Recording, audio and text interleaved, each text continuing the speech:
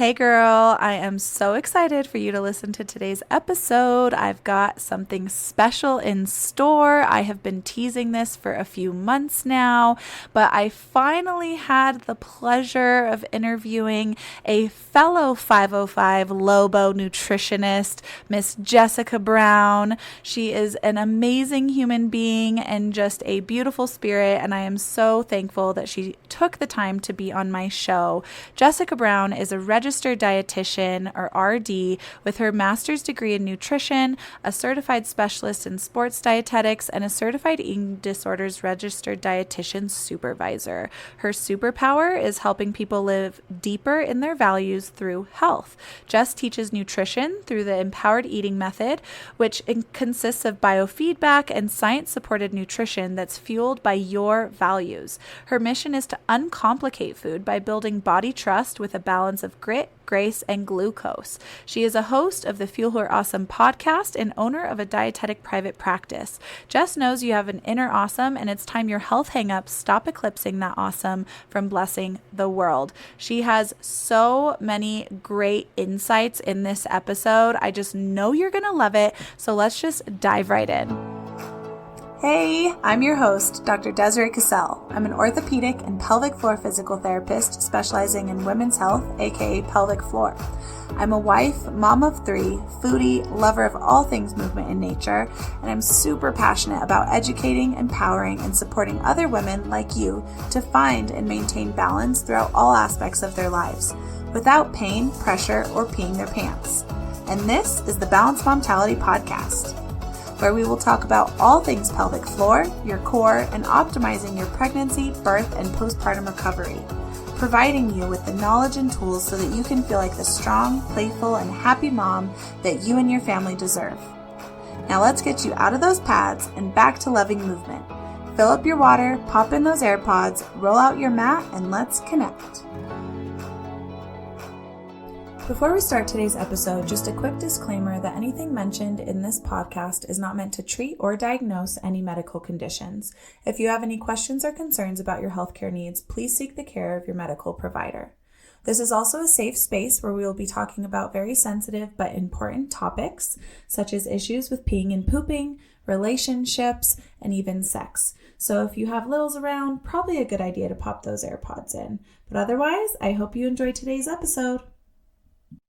All right, Jess, thank you so much for being on the Balanced Momtality podcast. I'm so excited, and I've been teasing your interview for months. So I'm so glad that we finally got this on the books, because I've just been such a fan of yours. Like I was telling you before, I went to UNM in nutrition school, and you graduated a few years before me, and I already was hearing your name when I was going through nutrition school about just how much of a badass you are in the nutrition world and in our community in Albuquerque. And so I was already a huge fan. And then I stumbled across your podcast, the Fuel Her Awesome show. And it was such an awesome show. And then it wasn't until like the end that I put 2 and 2 together. I think you were actually talking about working with UFC fighters and stuff and being in Albuquerque. And I was like, hold up, who is this chick? And then I looked you up. I was like, oh my gosh, that's Jessika Brown. I know her. And I've never actually met you face to face, but I felt like I know you. Such a fangirl. So I'm so thrilled to have you on my show and just have my listeners hear more about all of your amazing nutrition goodness. But I just really want to hear your story. What have you been up to since school? Well, thank you so much. I'm a fan of yours too. I think the work you're doing is just so awesome.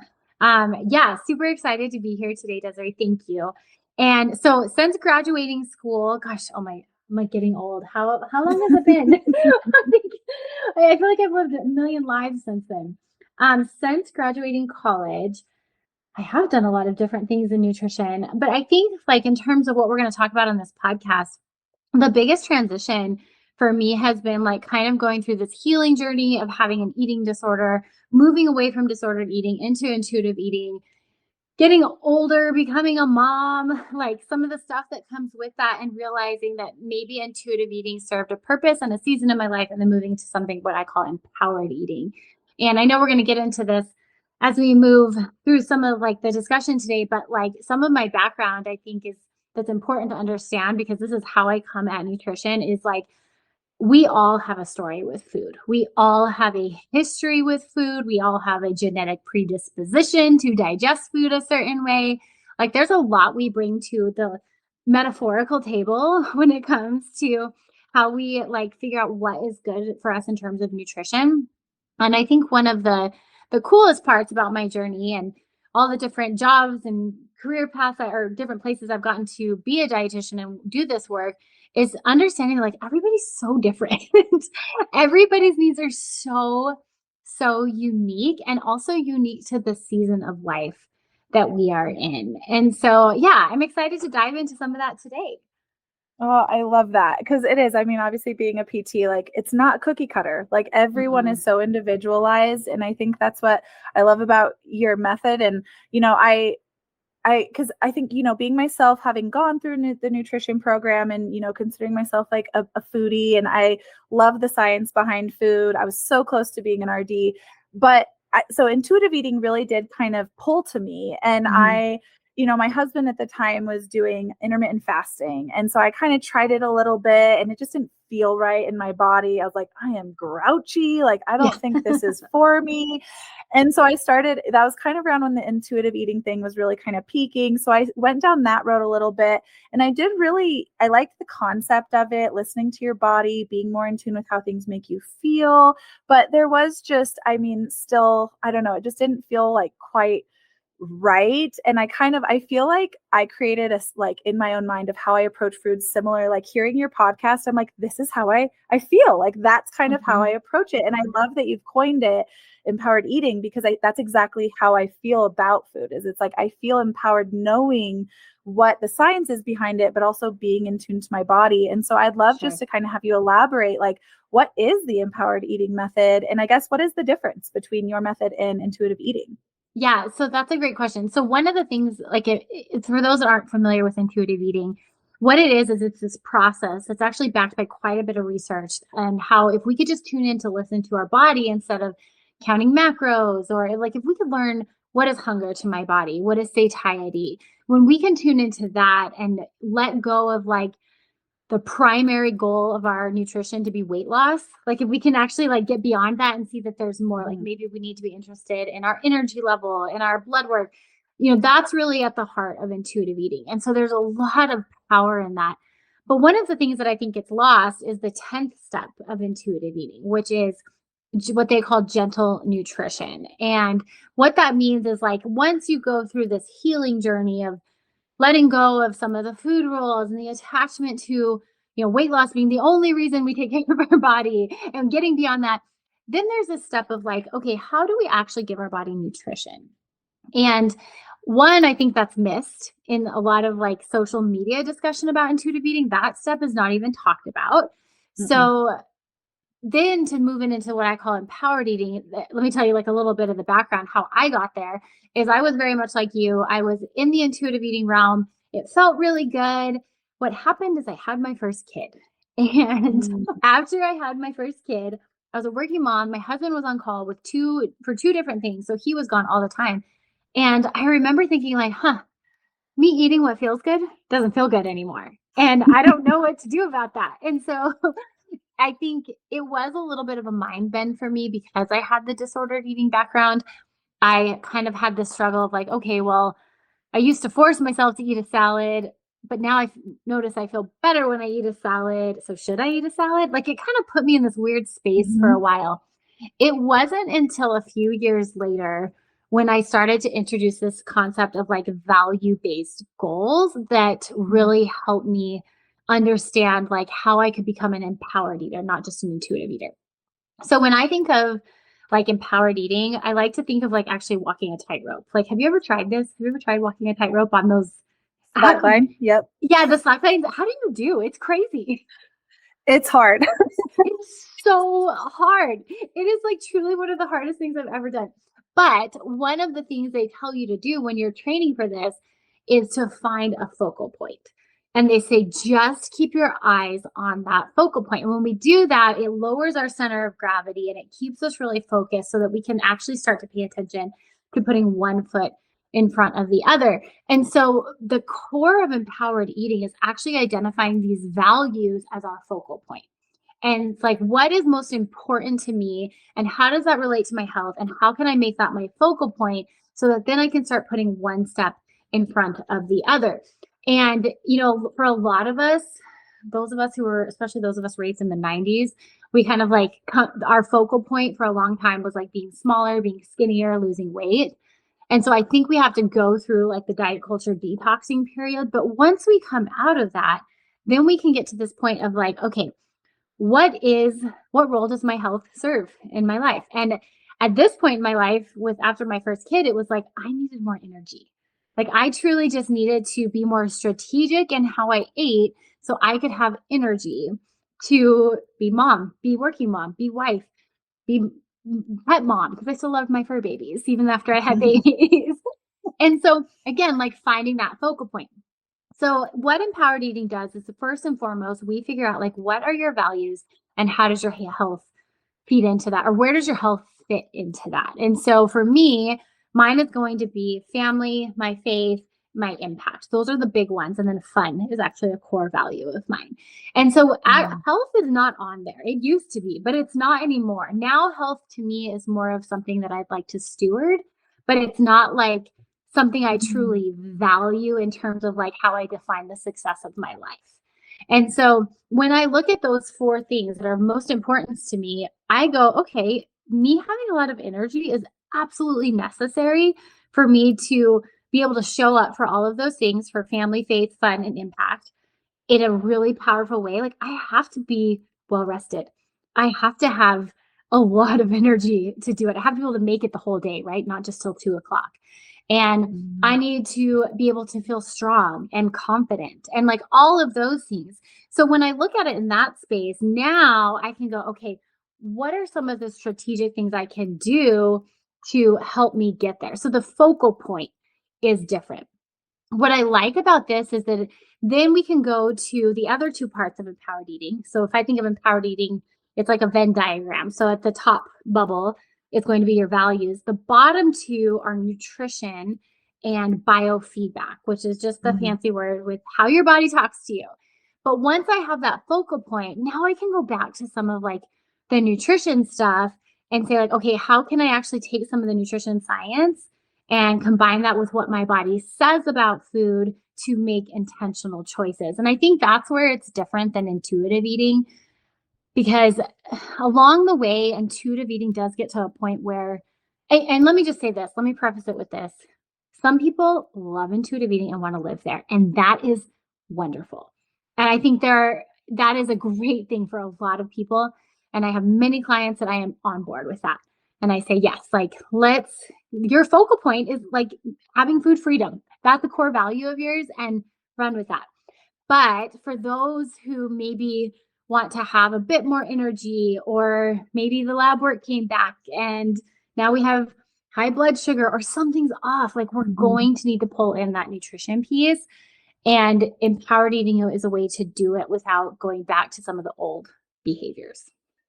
Oh, I just love that. I love especially the value-based goals, because that's something that hits home so much for me. Being again a PT, I have women coming in all the time, like, give me the exercises to lose weight. Like, I just want to lose weight. And so I even have an episode just on like ditching the scale, because we can get so caught up in that number. And, aside from like strength training, raising that number and it being kind of totally BS, like nutrition wise, like it can be a total like cluster in your brain, and so counterintuitive when maybe your weight isn't changing and you're eating all the salads and you're exhausted and you're like not actually even really feeling good. So then you're like, what's the point of eating the salad? Now I'm going to eat the burger anyways. And so really having that combination of like, what are your values? What is the whole purpose? And are those values even, like, because I think people sometimes will just be like, yeah, weight loss, I want to be healthy. And then you have to look beyond that. Like, well, why? What is the purpose for your health? Is it family, friends? Like, that's the deeper value. And I think what people lose when they get so caught up, especially in the aesthetic piece of everything. And so I just love that whole value-based piece. And obviously the biofeedback is my favorite, because that's me too. Like, just being in tune with your body, listening to what your body's telling you, how is it feeling, and all of that I think is just so crucial, especially with nutrition, because that does Totally. kind of give you that like, okay, is this even a healthy food? Can make me Yeah. feel like crap. Healthy Yeah. food, right? It's like everybody Right. is so different. And that's why I love too that you have not just a one size fits all approach.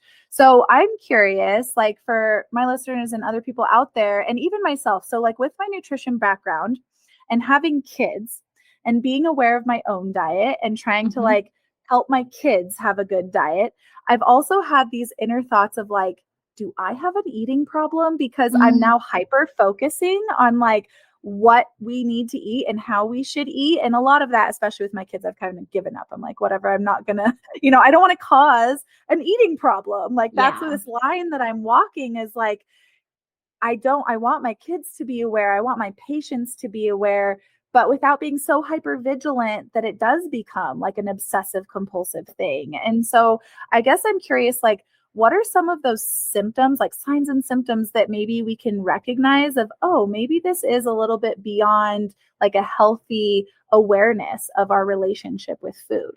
Yeah, that's such a good question. And I think you're so wise to notice it. And so, first, I want to say that nobody's going to get this perfect because there is no right answer. So, I just want to take some pressure off because I think so many of us moms, myself included, like we want so badly not to pass on the stuff that maybe we had with food.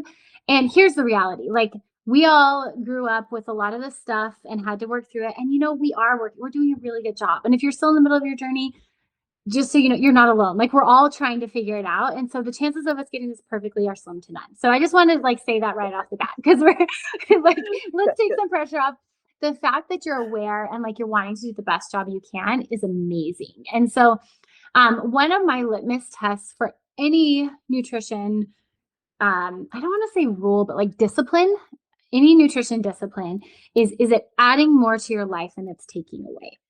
And so I think Mm, like when you're going back to some of what you were talking about before about how like people get so focused on weight loss, but then they're so focused on weight loss that now they're only eating salads and now they're tired and now they can't be there for their family. Like that's when we see the values actually collide with some of the mm, nutrition goals. And honestly, Desiree, like a lot of my work is just helping people see that like their values don't actually line up with weight loss. Like sometimes that's a really hard pill for people to swallow, but there's also so much freedom in it when freedom. we can Mhm. finally admit, like, oh, that's not what I actually. I mean, yes, I want it. We all want to be skinnier and richer. So many people do, right?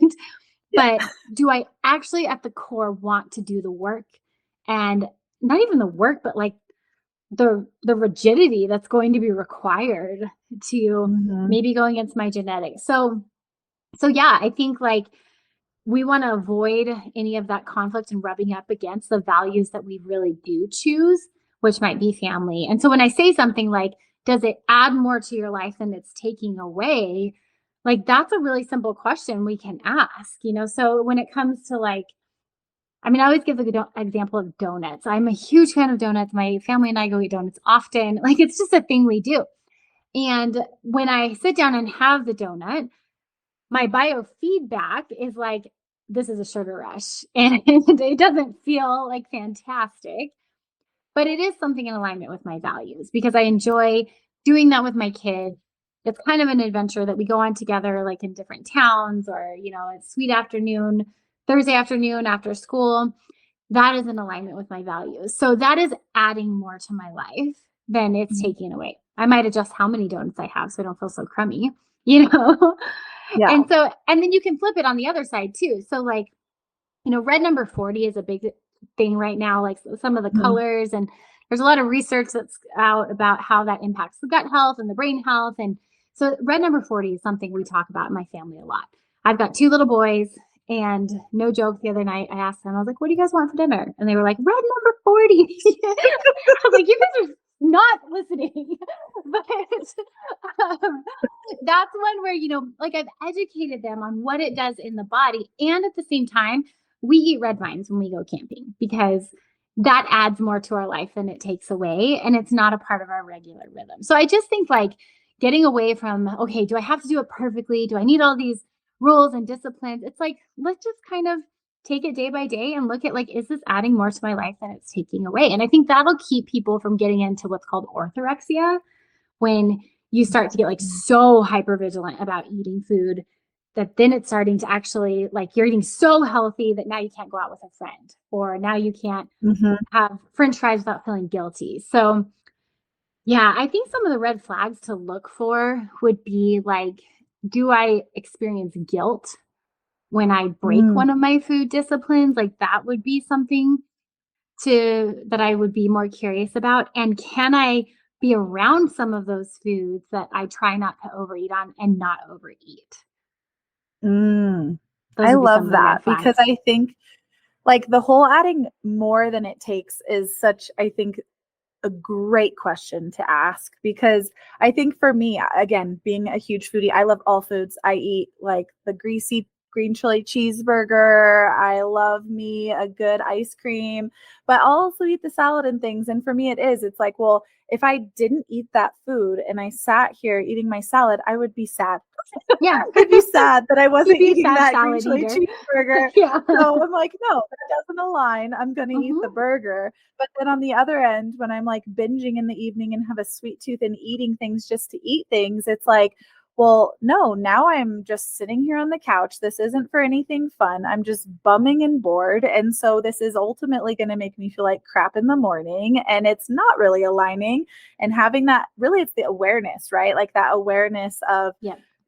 how do I want to approach this? And I remember listening to one of your podcast episodes, and I think you used the analogy of like eating cake at a birthday party and just having that, like, if you feel like you can't be around that cake, that's also kind of a warning sign. Mhm. But can you be around that cake and eat it happily without any shame because you're just enjoying the situation? Yeah. Like, that's a good thing. Or are you eating the cake and feeling really guilty about it because you Mhm. shouldn't be eating it? Then it's like, Mhm. that's kind of what's right or wrong, right? It's not necessarily eating the cake or not eating the cake. It's how do you feel about it?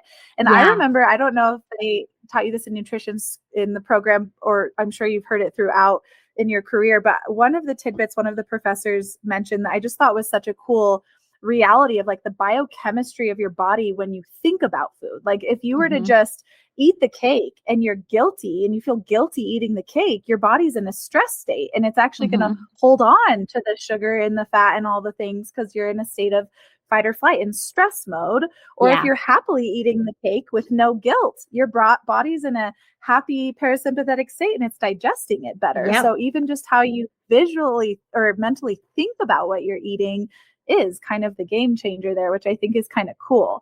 But it can also be our downfall. So I think it's really awesome that you dive deeper into that like mental piece of it and trying to get them to really see that, because that is, I mean, I'm sure such a challenge, but Yeah. so Well, important.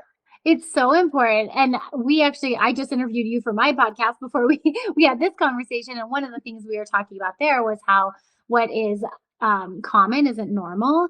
And I think in this case, Mhm. one of the things that is common, but I don't believe is normal, is like this idea that we can't be around certain foods. And so, like the other morning, I was at the gym, it was my birthday. And so someone brought me donuts naturally, right? Oh. And what was funny is like, I'm at the gym in the morning with this box of donuts, and only a few people in the class knew it was my birthday.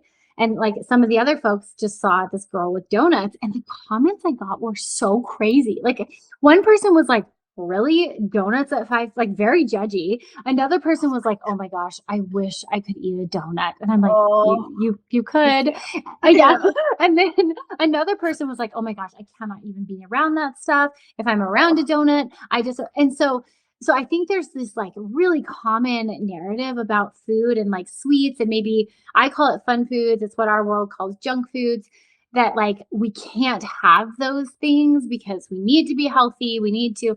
And while there's like some truth that like, yes, we need to be healthy, we also have a very resilient body. And Mhm. we have a body that is very capable of probably more than we ever give it credit for. And like just learning to like trust that is such a power move. And it's such a strong thing to be able to just like have some of those. So all that to say, I do think there's this narrative that like we can't have some of these foods, and that's become very common, but it's not normal. And so that would be a red flag I would look out for. Oh, yeah, I love that. Such definitely a good point. And I think with like what you were just mentioning with like, some people's gut and digestion may not handle certain foods, even healthy foods that fruits and vegetables Mhm. might make them feel upset.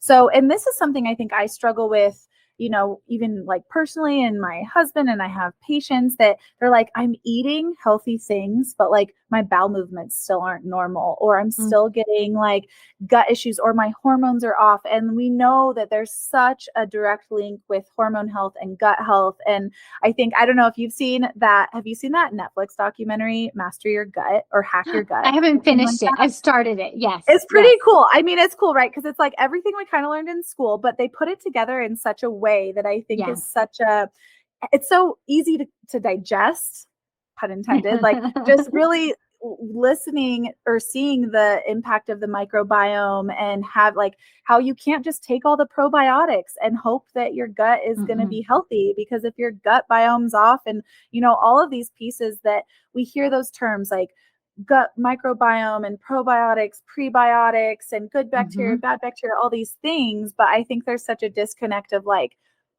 how does it all work together and where do Yeah. we start? And so I'm curious like what your take is, or your kind of philosophy working with people to kind of reset their gut. Like what are some Mhm. steps, and even if that's like certain foods or supplements or things that people can do to kind of start trying to reset their gut, especially for those Sure. people who are eating healthy foods but not Mhm. seeing the results, and even maybe seeing the lab work get worse, or Yeah. feeling worse. So like what is your process with that? Such a good question. So honestly, like more often than not, it's not what people are eating, it's what they're not eating that I think causes a lot of Mm, gut problems. And so usually what I'll do, like first steps is make sure, are we getting enough fiber? Are we getting enough fluid? And are we getting movement? Like those are some of kind of the base boxes we can check. And they sound really simple, but they're not always easy. Simple's not always easy, right? And so making sure we are getting those things can help us.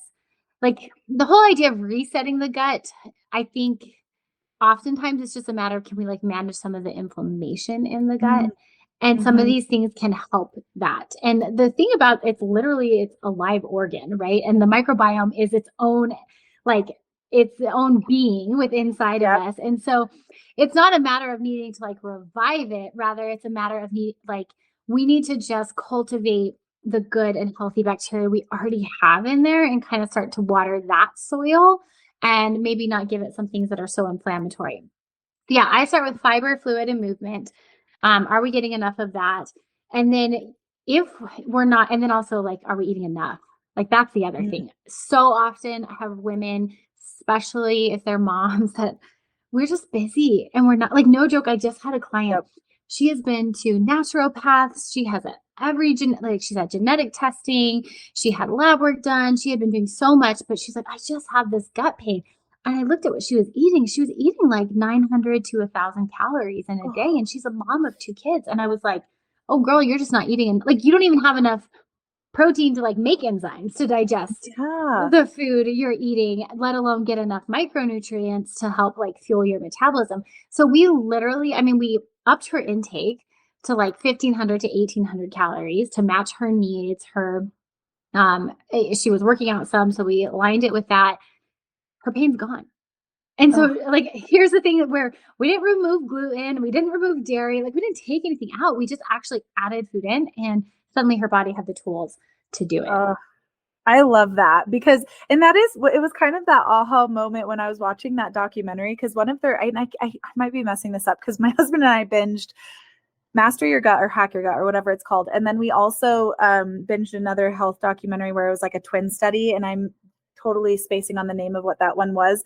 But the whole take home was kind of about the whole microbiome thing, that you have to give it. It was saying like the tip was like 30 different types of foods, because it's more about the variety of foods Mhm. and adding Mhm. in so much different variety, so that you are feeding that microbiome. And so it can be a Yes. diverse cluster of good bacteria to be able to help digest Mhm. those foods. And it was kind of this big take home for me and my husband, because he's especially had like kind of a sensitive gut. And so he's gone through phases of being really strict, and in my Mhm. opinion, too rigid, where it is like, this isn't fun. You can't go out to eat. You're avoiding so many Huh. things.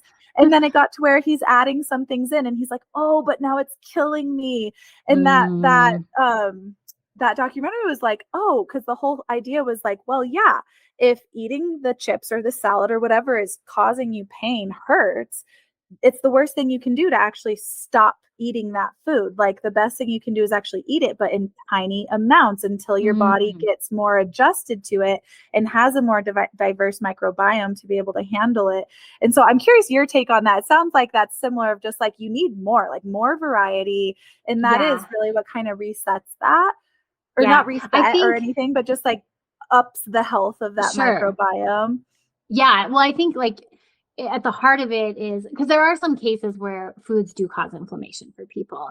Yeah. And like once we get my process is like once we get some of these base boxes checked, we might do a food sensitivity test or we might try removing some things from the diet. But I think the point is like most people start with the removal before the adding and they're doing Mhm. themselves a huge disservice by not like trying to up fiber, not trying to meet their nutrition needs first because then it's like just band-aiding it, right? Like now we're just adding more fuel to the problem fire instead of actually getting to some of the core causes. So yeah, I think like that tactic, I mean, like most nutrition, it depends. Like I do have some people that maybe should remove the chip, right? They do need to remove it. And Yeah. then some people that like, oh no, this is just a lack of like pancreatic enzymes. And over time, as we stimulate your metabolism, your body will be able to regenerate those. And like by all means keep eating the chips, right? Like that's the goal is we don't want to remove foods. So yeah, I think it depends. But all that to say, like number one is we've got to add before we remove. And our culture is so quick to remove and then we just compound the problem. I know. It is, especially with diets like the elimination diet and the whole Yeah, 30, everything really is like go back to the very bare basics and then I add things know. in. And unfortunately, I feel like that creates a lot of fear Oh around yes, food because then as you totally. start to add things in, you do go, oh, now this hurts me. So, yep, that's what it was. And now I'm not eating that anymore. And you get really restricted. And I can see the spiral that that can cause and Hmm. has caused for different people I know. And it's just, I love your method, the whole empowered eating and just being more inclusive with foods and being in tune with your body. And so, especially being a woman and a woman yourself, and I'm sure you work with a lot of women. 95% of my patients are women. So I know, like I mentioned, with hormone health and gut health, there's such a Yeah. huge link. And I see like, treating pelvic pain, dysmenorrhea, issues with cycles and pain with cycles and people worried about in vaginal dryness. There's all these hormone shifts. So I get Hmm. a lot of women just like struggling with how do I figure out this hormonal piece?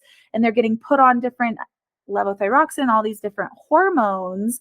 But like at that root cause of gut and hormone health, like what is Hmm. something nutritionally and I believe more a holistic approach that we can Hmm. kind of start to rebalance our hormone health as women? Like, what are some of those Yeah. strategies or tips?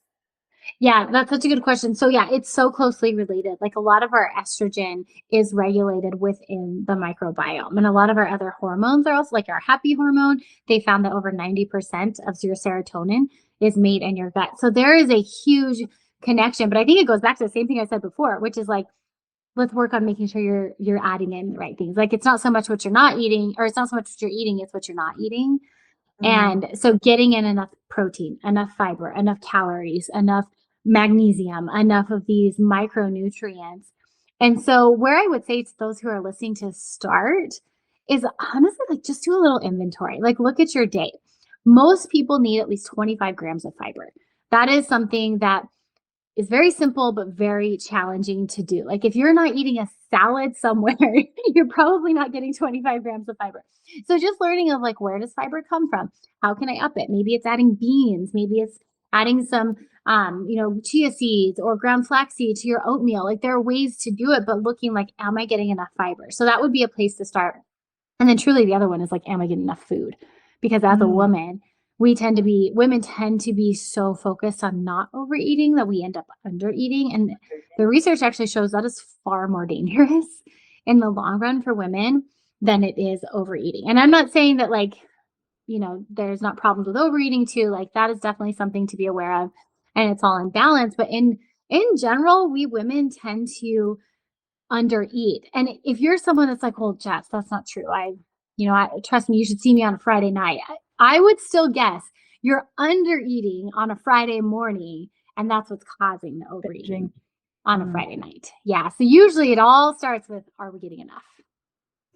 Yeah, I love that because I think as women, like you said, that's such a mental block. It's like we Mm-hmm. are feeling like, oh, well, I can't have that second. And like, for me too, being a mom and being busy, it's like for breakfast, sometimes I'm eating my kids' leftover toast and then Mm-hmm. running throughout that day and realizing, why do I feel so bad? Oh, I didn't actually really eat breakfast. Like I just had Right. leftovers from my kids. Like that's not actually counting as food. Yeah. And, that's something, like I said, in your show, like I've been focusing on protein, and it's something I talk with my patients all the time about having, enough, especially to build muscle, but Mm-hmm. even just to function. Like we need Yeah. a lot of protein, and our hormones need that regular eating schedule to feel safe so that they Mm-hmm. can produce. So I think that's such a big take home is just eat the things. And I'm curious, like, because I've heard mixed things on like the interval for eating when it comes Mm-hmm. to Mm-hmm. hormone health and stuff, and how like breakfast is a big food. And then I hear other people, even in the nutrition world, like, no, breakfast isn't a big deal.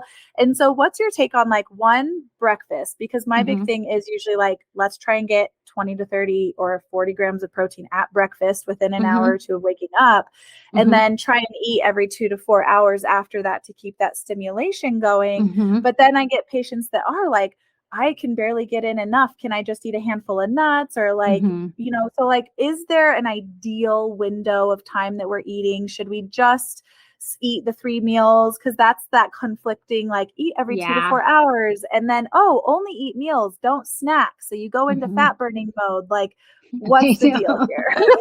Oh, so many. Well, I think obviously everybody's going to be a little bit different, but like, yes, you need breakfast, like hands down. Yes, you need breakfast. If you're a female, you need breakfast and you need it within about 2 hours. And so to some, it might look like this gourmet, huge, giant 40-gram protein, and some it might be a handful of cashews.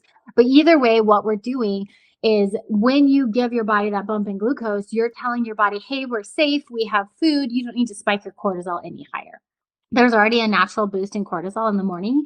And so if you compound that cortisol boost by not eating, it actually goes higher. And so that's why I'm actually really against intermittent fasting for females. Males are a different story.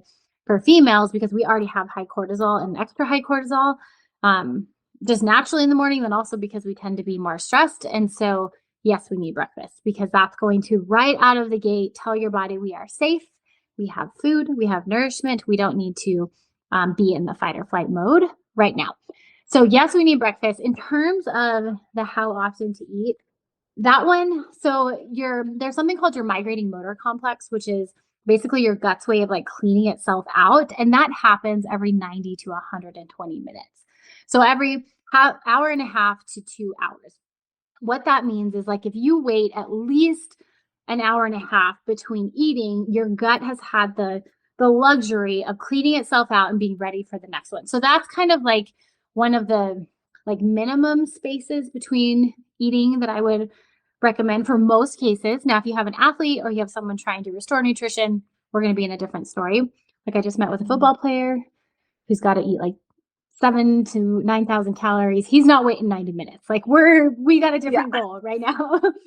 But for most people that seems to be true. Now, whether you have just that in 3 meals or you have snacks is totally dependent on you. And this is where the biofeedback piece of empowered eating is so important. It's just what does your body say? Like I always say, I'm like a hummingbird. Like I buzz around at a million miles an hour, and then if my blood sugar drops, I am like a different person. My husband said this to me yesterday. He's like, I don't even know who you are with low blood sugar. Like you become this kind of evil, annoyed human being. And I'm like, yeah, I know that. So my rhythm is usually every 2 hours. And I've learned that over the years. Some people who have a different body composition are going to be, they can go 4 hours and they can have it in 3 meals and they feel better that way. So I think that's where you have to really lean into the biofeedback piece and see what feels good. Oh, I love that. I'm just like you though. I'm become such a hangry mess if I'm not eating every Oh, yeah. like 2 to 3 I hours. like going I to start shock. become a whole other person. I like fall to the My ground. husband's I'm like, somebody how? give me sugar water. Yeah. I think my husband's just not as aware when he's hangry because he's functioned that way for so Yeah. long. And he's like, I'm like, are you okay? He's like, I'm fine. I'm like, are you? I think Are you need you to eat. sure? Yeah. Because I think it affects, even my kids. I'm like, Mhm. you're so irritable right now. You Are you need to hungry? eat something. Like, yeah, you Yeah. just need to be a little more in tune with that. And Yeah. so I love this. I love that your message is really about really understanding your body, how foods make you feel, and the science behind it. And if they want to know more about that, they can reach out to you. So I would love to hear, where can my listeners find you? How can they work with you? What are you doing in the nutrition world in terms of practicing? How can you help my listeners here, Jess? Yes.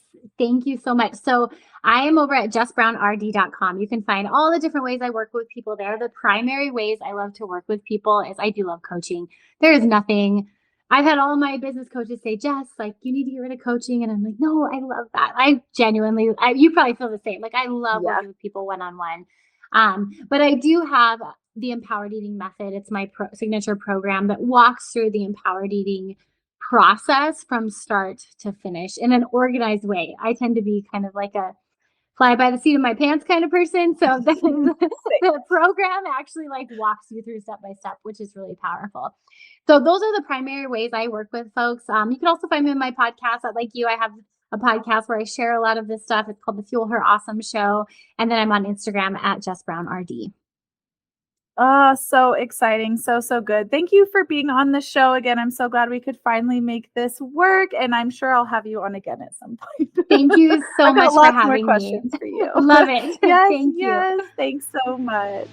Well, that's it for today's episode. I hope you enjoyed it as much as I did. And I want to thank you so much for taking the time out of your busy day. I know you've got so many other important things going on, but I hope it was helpful and you leave here with some tools to help you in your healing journey. And I just want to ask you, if you have found this helpful, to please leave a review on iTunes. Scroll down to the bottom of my podcast page and leave that 5-star review so it can help other women see this information. And also, if you want to be a part of my community of amazing women trying to balance all the things, great tips and insight and sharing stories and just motivating each other along the way, feel free to join my Facebook group, The Balanced Momtality Wellness and Support. I hope to see you here next time on the Balanced Momtality Podcast.